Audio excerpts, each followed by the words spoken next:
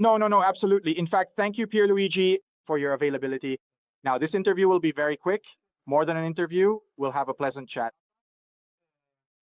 The goal, besides, of course, exchanging a few words, is to talk a little bit about your experience, since this is a time when we're always talking about artificial intelligence applied in many sectors. But then often what we hear on television or from the media is often a bit confusing. So the nicest, most interesting thing we've seen is precisely understanding what you thought, Pierluigi, about artificial intelligence before using it, and now that you've been using it for a while, to understand what you think of it, maybe starting with an introduction of yourself so we know who you are, where you work, what type of facility, and so on.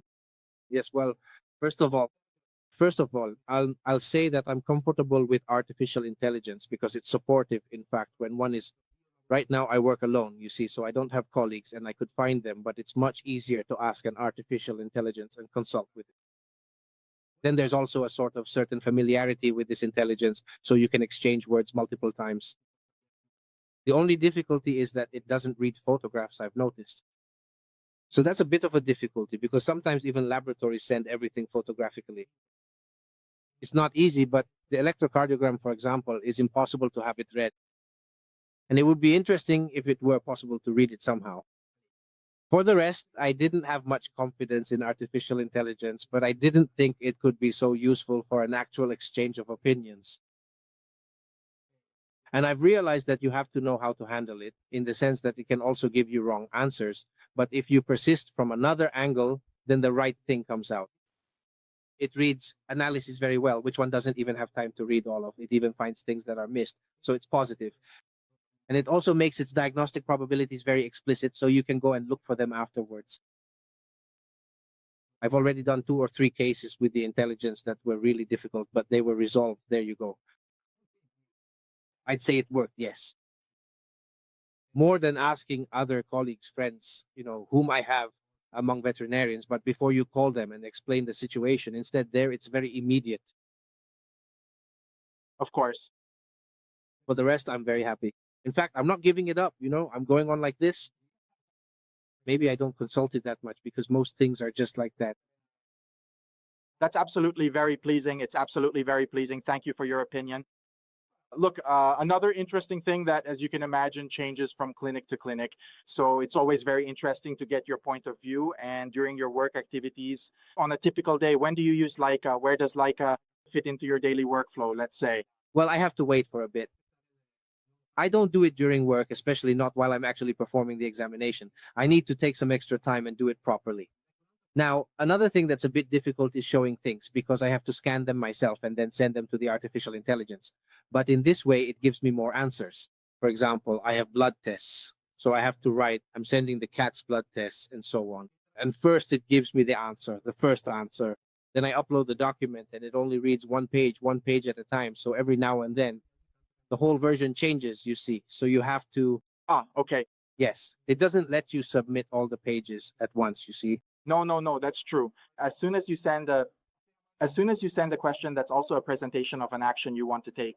LAIKA already answers and says, thank you very much. I'm waiting for your tests. Go ahead and send them. The tests, or it could have this and this and this, but I still have to send the tests, which then maybe I already know are different because I already have the answer with the tests. But that's just a matter of time, really. But I do it when no one's around, so I can take my time. Clear. And just to give you an absolutely correct answer, since we started analyzing and reading laboratory results in PDF is obviously not an endpoint for us, but rather a starting point. As you know, we've tried to understand among the vastness of the types of tests that you veterinarians do, which one was the most complex or the one that happens most often and takes up the most time. And we were told it's PDFs. But obviously we have images, electrocardiograms, x-rays on the schedule. Oh yes, the electrocardiogram, for example, would be useful for measurement, Not so much for diagnosis, but at least it gives you the data with the measurement. Instead, I have to do it myself or go looking for anomalies. Oh, yes. An interesting thing we had done for humans is where you added these very long electrocardiograms that often had anomalies of millimeters in the oscillation. Well, yes, how will LAIKA work? You upload the electrocardiogram, first of all, exactly as it does in PDFs with laboratory analysis that immediately finds the analytes out of range. It immediately finds the anomalies in the electrocardiogram. And then based on the anomalies it finds, and the context it tries to formulate a suggested differential diagnosis. Sure, sure. But for example, it's helpful because then this works well, you know? Well, it's just that we need to find a way to communicate it to it because if I read it to it, I've seen how it does it, you see. Yes, especially you said something correct. If I read all the data to it, Tell me, Pierluigi, sorry, there's a 1 second delay, so I don't want to talk over you. Sorry just for that. I was saying that if I give it all the precise data, even from electrophoresis, it reads it for me. But it doesn't read The document. the document, yes. Yes, because with its knowledge base, LAIKA is able to answer everything. When you decide to upload a document instead, another type of intelligence comes into play, which is the ability to recognize certain things from the image or the document. So that's the next step we're working on and will implement. Obviously, as soon as we introduce it, you'll know all about it. Yes, yes, no, I'm very happy. And Pierluigi, is there a particular topic for which LAIKA is always useful? A specific subject you use LAIKA for, or do you use it more as a tool for support? No, I use it especially I've seen for deciphering tests and also in some cases, well, to run analyses to make diagnoses. It gives me the right advice, you see. Yes, yes, no, I use it for that mostly because I need it more as I already have an idea of the diagnosis. I want confirmations or refutations to some tests because otherwise, well, just by talking about it, it can be done. Or maybe even a different point of view that at that moment, quite rightly, one doesn't take into Consideration, of course. Yes, yes. For instance, there was a cat with mange. I sent it and it told me, but this might not work. Then in the end, it turned out it really was mange. And it said exactly that, you see. So it confirmed what the actual truth was. great. Great. And you said something very right, Pierluigi, in the sense that artificial intelligence must be used in the right way. What does that mean? I imagine you've seen firsthand that the quality of the answers you receive is directly proportional to how the questions are phrased. In fact, we're often told that the more you use LAIKA, the faster you get the desired information with fewer questions and also having less bias, because the phrasing itself really guides the software toward the answer that you're looking for, let's say. Is that something you've noticed? Yes, yes, it works well for me. And another thing I wanted to tell you, yes, sometimes it makes mistakes because sometimes I say that's not possible and I write because it writes back, oh, I got confused. It tells me. And so it gives me the correction, you see. So yes, it's happened a couple of times. Well, obviously the amount of knowledge in the veterinary world is so vast that, let's say, it needs to be integrated with something that artificial intelligence, like us humans, develops, which is experience. I mean, LAIKA has a huge brain, and so it's extremely good at providing those analytical or otherwise reasoned answers. That doesn't change the fact that, like us humans, as it handles different cases, it also develops a certain experience that allows it to better connect various aspects. Sure. Yes, yes, yes. LAIKA, you've tried it since it started, so you've seen that it's a progressive process anyway. I hope you've also seen, this is a question I'm asking you. In using LAIKA over these months, have you noticed an improvement in LAIKA? Maybe I didn't notice it, but there certainly was one.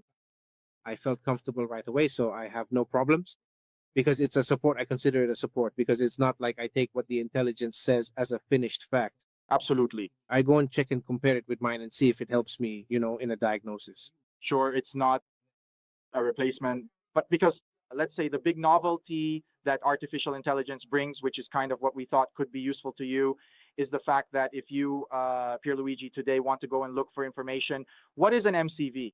Rather than a BUN, you find static information very easily. You open VetMinutos and you go and see the definition. But if you're looking for what an MCV of 52 means in a 12-year-old wolf dog suffering from hip dysplasia and with this clinical history, there is no source that connects these pieces of information. Artificial intelligence, exactly like the human brain, does just that, meaning before giving an answer, it manages to take cues from many sources and put them together. Exactly. I had tried the intelligence. Sometimes I use it.